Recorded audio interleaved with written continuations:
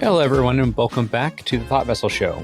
We are looking at bracket breakdown, of course, the good, bad, and ugly, like we were last week. And continuing this week, we're doing bracket 2. I'm Levi. I'm Jacoby. And I'm Joe. And this is the Thought Vessel. Welcome to the show. As we started this episode, we have moved on from bracket 1 exhibition, and now we're looking at the next bracket up, which is the core bracket, bracket 2. This is kind of our baseline here. They've since shifted away the idea of a precon being a part of bracket 2, but your average precon is probably going to fall in that domain at this particular point in time. This is one of my favorite brackets I've been playing a good bit of as of late, just because I like the way that the bracket feels and how the games tend to go. Jacoby, why don't you give us a little bit of a summary of your experience with bracket 2, what it's been like, how the vibe is? For bracket 2, a lot of what it tends to be is you're able to go from just a dedicated theme of oops, all chairs, oops, all this, or this really funny gag. You transition to a point in which mechanically you are trying to accomplish more than you do in bracket 1. Instead of only being themes and being tropes and such. We are now pushing forward into a section where we care a bit more about how cards mechanically function together, but not to the extent that we make it the only focus. This is where we find counter spells and other things that are just really thematic. Oh, this counter spell is cheaper because I am in this tribe and not just because it's good. I went from only having oops, all salamanders to some cards that care about salamanders that don't necessarily have to be very, very strong. They're better than what you would do if you only stuck to salamanders a theme. The Command Zone podcast said that bracket 1 is a great breeding ground for new ideas and innovation.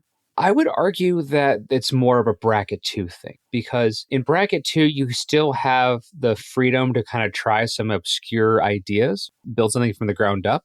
But you also have opponents that their full goal of playing isn't to win, but winning is part of what the conversation is. It's a little bit easier to understand how your strategy might be dealt with people that are trying to stop what you're doing at least a little bit, versus in bracket 1 where it might just be, I've got 3 decks at the table and it's all art themed and just more performative.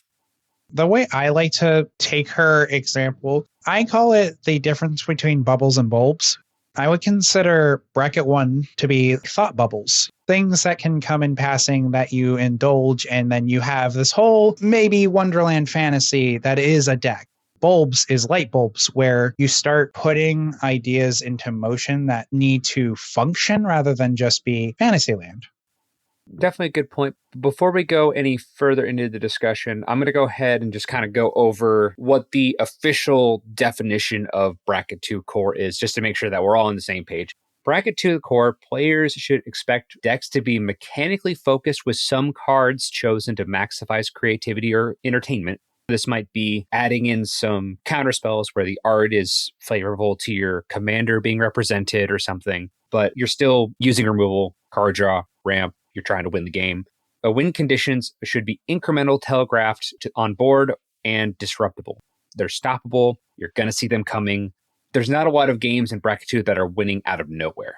Unless you're playing the Prismari precon from the original Strixhaven, that one game we had where I stormed off real hard on turn 5. And there's always exceptions to the rule. The precon with Tidus from Final Fantasy, if you're in Magical Christmas Land, it could infinite combo on turn 2. That probably shouldn't have been a thing, but sometimes some of these precons can be punching above their weight.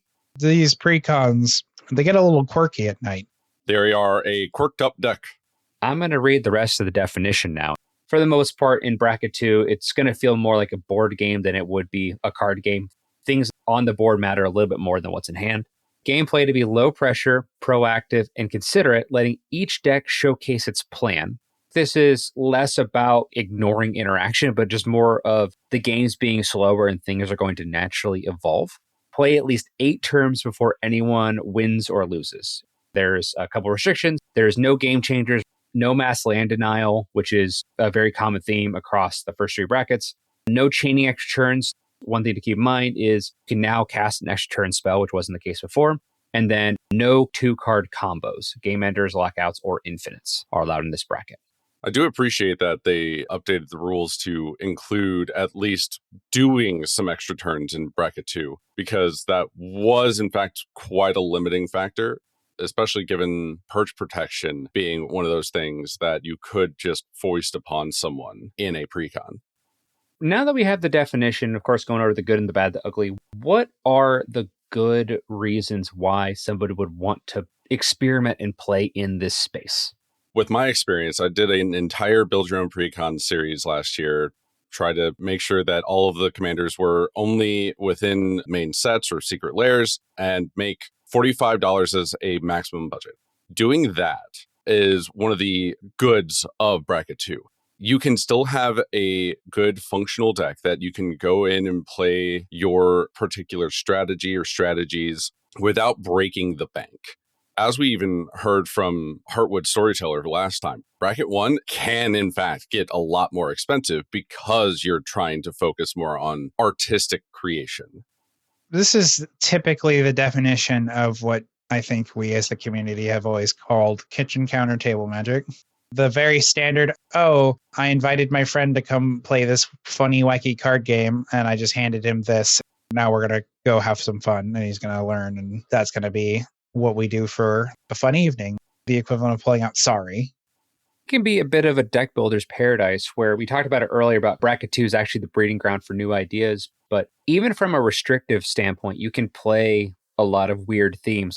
No card is under 3 mana or something. Everything's 4 or greater. And you still have time in the game to actually formulate a plan. You still might lose, but it's going to be a little bit more on par with the rest of the table versus if you try to do a lot of gimmicks in bracket 3, you may just get outclassed a lot easier. Not to mention, the actual gameplay of bracket 2 is typically more laid back. You're not going to have to worry about people saying, oh, well, I had just my tuned up deck ready to go and winning right now. For the most part, you're allowed to make mistakes. You're allowed to be jovial. You're not necessarily supposed to be the most tactical playing the game. A couple different ways to define mistakes here. This is a part of the reason why bracket 2 Levi versus bracket 3 Levi, bracket 4 Levi, and bracket 5 are very different players. Because in bracket 2, you can have people who want to take things back in bracket 3 and bracket 4. I'm talking more of if I don't read a card and I realize that a creature had death touch and one of my creatures dies in combat or something, or I let a spell resolve that I probably should have tried to interfere with, it's not as consequential most of the time. There's still time to recover and keep the game going versus in later brackets, those type of mistakes can cost you the game more often than not. You can be more relaxed and it's okay to make mistakes so you have time to correct things because it's kind of at a slower pace. In bracket 2, one of the more interesting factors is that your win conditions get very diverse. Something that can't typically be a win condition in a higher bracket has a very good home in bracket 2. Things like weird pump spells, interesting board-wide pumps that do not give keywords, that you just go, aha, finally, my time to shine. Go, +3/+3. What else? +3/+3. Yippee. Catch these hands. Catch these generic 4/4s and nothing else. It can be freeing too, where you can put together a list or idea of something that isn't necessarily going to work in different brackets. My favorite bracket 2 deck at the moment is a Cloud Living Weapons deck, where I'm just playing a bunch of equipment that come in with their own bodies. It's a go wide token theme, and I can blink the equipments to just have the token stick around and make more. I use the phrase living weapon. It's more like the job selected for Mirrodin, the rebels and heroes rather than the germs. It's a very fun deck. I enjoy it a lot, but there is a lot of bad cards in that deck just because we haven't gotten a lot of good equipment for that kind of strategy yet. For the most part, bracket 2 is definitely the bracket for majority of Timmies, as well as some Johnnies, because there is still that creativity aspect of, I'm testing something out. I want to see if my weird thought process did the weird thing. Here, have it. It's good. I love it.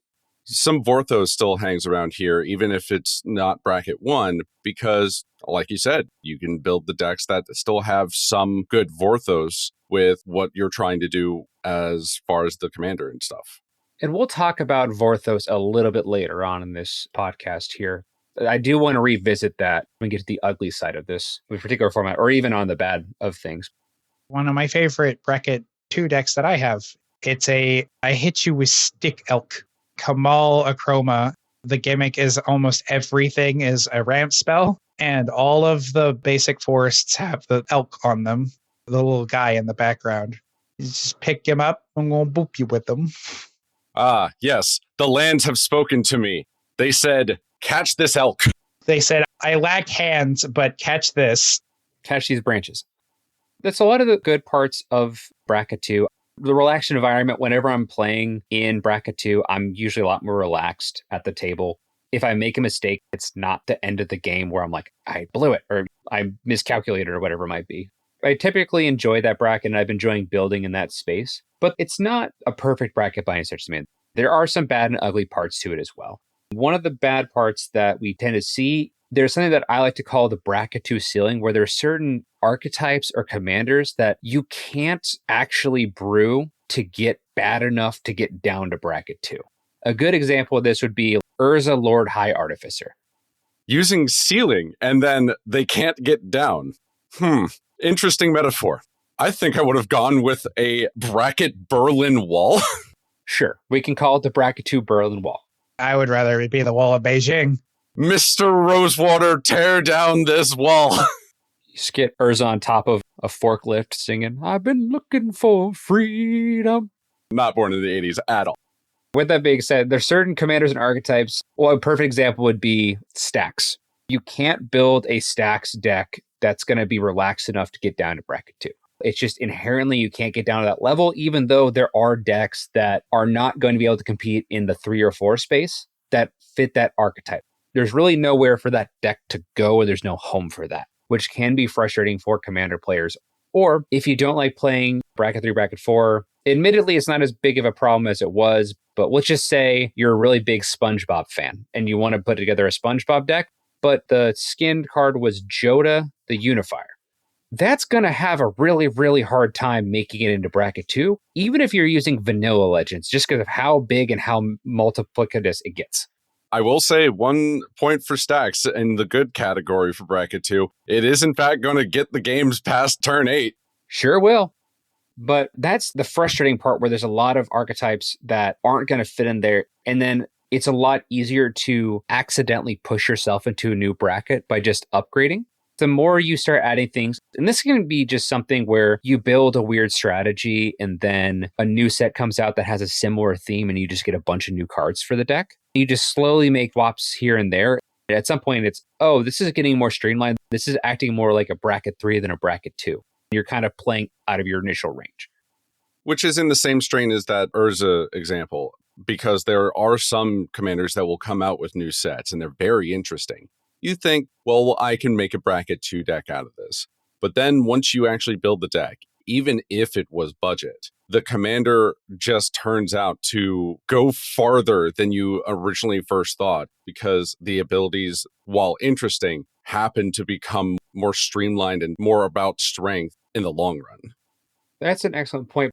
This can be a weirder spot too. And this is kind of going back to the Vorthos example of people who really like magic lore. These are also the type of people that tend to like to build typal decks and things like that, where everything's kind of working together synergistically. If we look at the top 10 most popular commanders on EDH Rec from the past 2 years, you have Ur-Dragon, Edgar Markov, Kranko Mob Boss, Kalia the Vast, Pantlaza, Sauron, and Lathril. 7 of those commanders are typal commanders.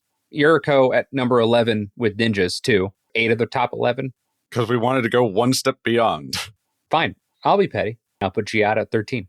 With that being said, these are very, very popular commanders, but it's harder to build like a Kranko Mob Boss Goblin typal deck that's slow enough for bracket 2 to exist. It does go back to one of those things where I've at least talked about it when we were talking about the bracket system, and how a lot of the kindred synergies can push that to bracket 3 regardless. Some of the bigger kindred types, like the elves, like the dragons, like the ninjas.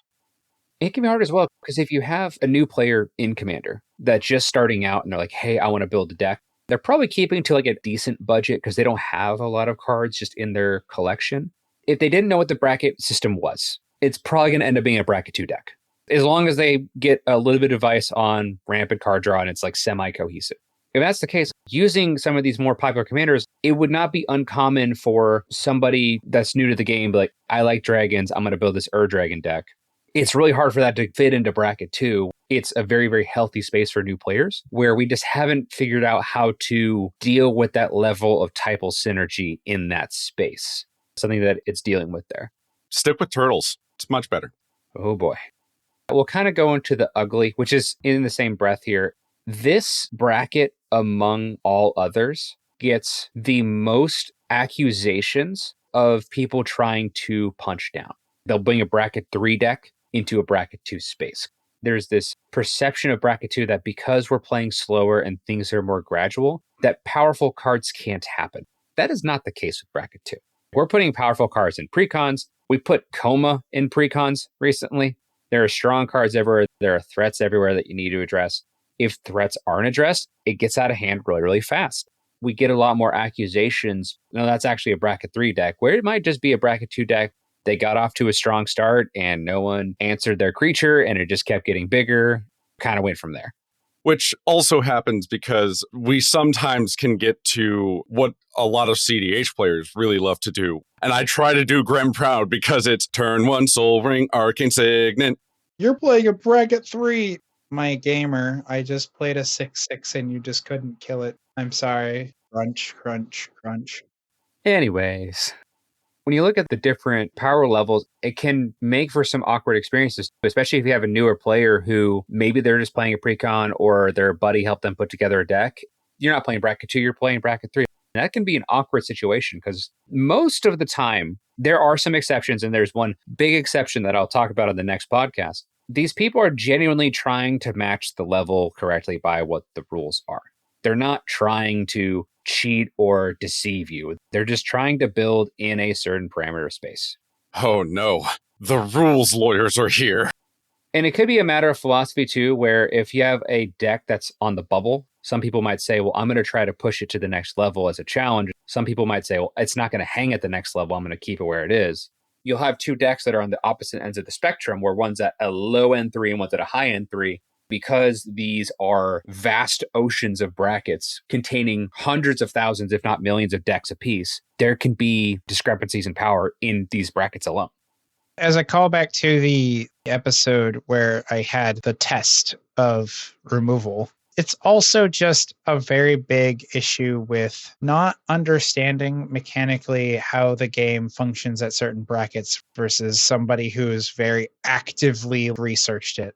People making broad strokes because they heard someone else do it. We get a lot of that in the lower brackets all the time. It can be awkward too with the power level of certain cards. If I've got a deck that contains the Great Henge, but it also contains a bunch of non-gate tapped lands, my ceiling and my floor are in very different situations.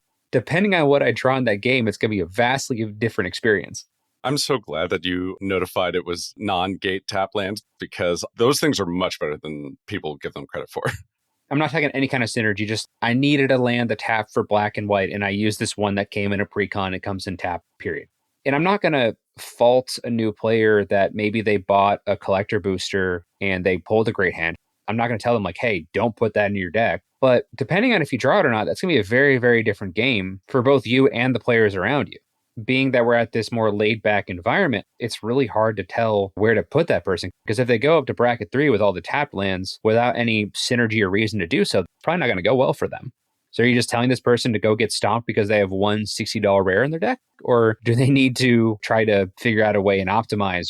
They remove their favorite card from a deck just because it makes games slightly weird 1 out of every 8 games you draw it.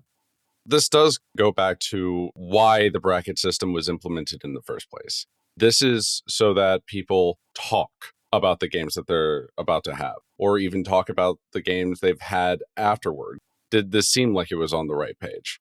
It's one of those things that I definitely champion for a lot. This is supposed to be a more social side of the format, please talk to each other. And there's always a chance of calibration too. A bracket 2 in one local game store might feel different than a bracket 2 in a different local game store. Typically happens in like smaller towns where it's a very small nucleus of players that just kind of play casually. They might think a CDH deck is what would effectively be like bracket 3 in like a city or online.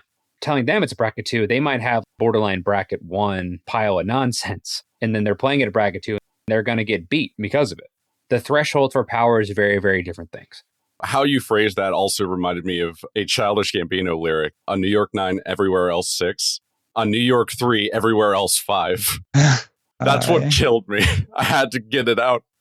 That reminds me of an interaction I've had very recently. I have this buddy, got into Magic with me, and he has a very deep misconception of what a strong card is. When I have the Tarmogoyf deck, the Goyfs deck, he considered that when I showed it to him an extremely powerful deck. And I had to take a moment. I looked at it and I'm like, no, friend, no. It's all relative, right? If I'm holding an inflated beach ball, compared to a lot of other sport equipment, it's pretty big. Compared to Mount Everest, it's not very big. It just depends on what you're comparing it to and what your standards are.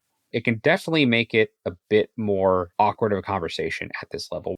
Bracket 3 gets out a little bit, but it's significantly worse at bracket 2. It's in that same strain of, I forget if it was one of you that told me or if I heard this from somebody else, where somebody was like, yeah, Spore Frog should be a game changer. That wasn't me, but that's a wild take. I beg your finest pardon. It was because of the meta that this person was dealing with. That was, in fact, the biggest issue. Spore Frog just kept coming up. The quickest way to make a combo player is to Spore Frog lock them. That's where combo players are actually born. Because they're like, fine, plan B. Jacoby's face this entire time has just been a treat. This brings up the meme, do none of you own a f***ing kettle? And it's just me going, do none of you have f***ing graveyard removal? That is, in fact, correct. Run more Graveyard Hate. Actually, just diversify your options, please. Or just have a plan B to kill players in your deck. If you go, oh my god, I hate it, it's a game changer, just eat the card. Question, let's just say someone's playing Kenrith or Miriam. Just it reanimates every time. Do you consider that a 2-card combo lockout? If the person playing the deck sees that and performs it that way, The entire point is that with Kenrith, you can in fact do that as long as you have the mana, because if you're doing it in 4-player pods, you would need 15 mana to lock out everyone, depending on decks. In the event that everyone can hit you for more than 5 life. Because like if they're swinging at you then with less than 5, just pay 3 and gain it back. This is in fact more on the you can, but you would still need all of the mana to do that. And if you have all of that mana, other people might be able to still do stuff. I would consider it maybe not acceptable for bracket 2 just because it's a 2-card combo lock, technically. It blanks combat damage. If the 3 of you look at this player and the only answer all 3 of you have is, I gotta punch him, this other guy has more than 15 mana at his disposal, I have many, many other questions about this bracket 2 game. If that dude has 15 mana and all he's going to do is Spore Frog lock people, what are you doing with the deck? At that point, we're some kind of weird bracket 1, look at my pet frog deck. Look at my pet frog! And everyone's just stunned that this guy's holding a toad. Yes, Kenrith, we've seen your pet toad 7 times! Stop bringing it back. The world where Kenrith has his 17th mana and only wild growth and passes. What are we here for? Let's be so real. It's a jerk move to do, but it also sounds very, very fun. That sounds fun to you? Just, have you seen my frog? The entire game. Bracket 1. Immediately. Straight to jail. Straight to bracket 1 jail. No concept of a win condition. Just, here's my frog. There it goes. Welcome back.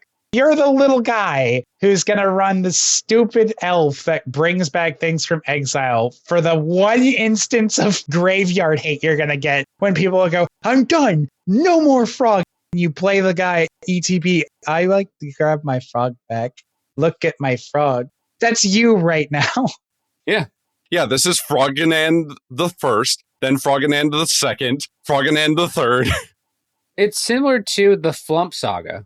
We had a friend who had this disproportionate hate of the Flump that I would always use as just like a political card draw card. He just kept trying to kill it, and I kept finding ways in my deck to bring it back to the field. Was it ever the correct choice to do so? Absolutely not. But it ticked him off a little bit, so it was fun. Remember, bracket 2 is the social part of the game. Pissing off people is in fact still social. In a fun, cheeky way. It's not like full-on rage bait. Back on topic, because that was quite the tangent that we just went on there. Even with bracket 3 trademarked as this is where the game changers come in, there are a lot of decks that would be more aligned with what bracket 3 is capable of doing that technically have a deck list that on definition fall into bracket 2. Sometimes we see some decks that kind of trickle down into it, which help fortify the bias that we're having of people that are trying to sneak in and pub stomp. It's hard to tell who is doing what correctly because most of the time, this isn't a genuine effort of, I'm going to play this bracket 3 deck in bracket 2 and pub stomp the table. A lot of times it's just their local playgroup that they play with 9 times out of 10 has a more competitive outlook on these brackets. When they go and play that 10th game elsewhere, it just doesn't work the same. Which comes back into how a lot of the brackets are not necessarily hard and fast. They're about intent. Unfortunately, even if your intent was to play bracket 2, you will sometimes just get some new commanders that are just still way too good, even if you use budget cards, to play down at that level and can sometimes raise themselves up. At the end of the day, if you're intending to stay at that level, a consistent play group that you're going to be playing with all the time helps alleviate a lot of these things so everyone's on the same page a bit easier. Keep talking, keep asking for feedback from people that you trust. If someone's appearing salty in the game, probably don't ask them for feedback on your deck because it's going to be just negative out the gate. If someone's chill about it, kind of get an understanding of 1, do you think I'm at the right bracket? Are we aligned? And then 2, you might even come up with a couple new tips and tricks. Did anyone have any other final comments on bracket 2, the good, the bad, and the ugly? No, Levi, I don't want to see your frog. But he's a good frog. Truthfully, that doesn't sound like Levi at all. It actually sounds more like owls, but I just don't know what owl that would be. Honestly, it's probably Revy. Wait, no. If they're going into the same strain as Spore Frog, it's Aven Interrupter. 100%. I just need to make him an elk. I just have to make Kenrith an elk. I pained Jacoby with saying Aven Interrupter. Hi, you wanted to do cool stuff. No, Sacred Aven Interrupter can't wait to do it again. Oh no, Levi's going to do it now because he's going to be like, look at my pet owl. If you don't want me to play my frog anymore, that's fine. I won't play Spore Frog anymore. But have you met my friend Kami of False Hope? He's not even cute. No, that is in fact so flavorful.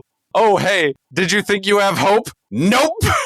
Yeah, maybe we need to make a bracket 1 deck where I just do nothing but fog myself all the time. Hope on a nope rope is pretty funny. Hope on a nope rope. Play more bracket 2. Actually, just diversify. Play all the brackets. But since we're talking about bracket 2, play bracket 2. There are, in fact, a lot of fun things you can do in bracket 2. Hey, it rhymed. That's all the time we have. I've been Levi. I'm Jacoby. And I'm Joe. And this has been the Thought Vessel Show. Have a fantastic rest of your morning, afternoon, or evening, or whenever else you're listening in. Goodbye. Take care. I don't know how to get this under $45. You got any suggestions? More basics. Yeah, take the risk study.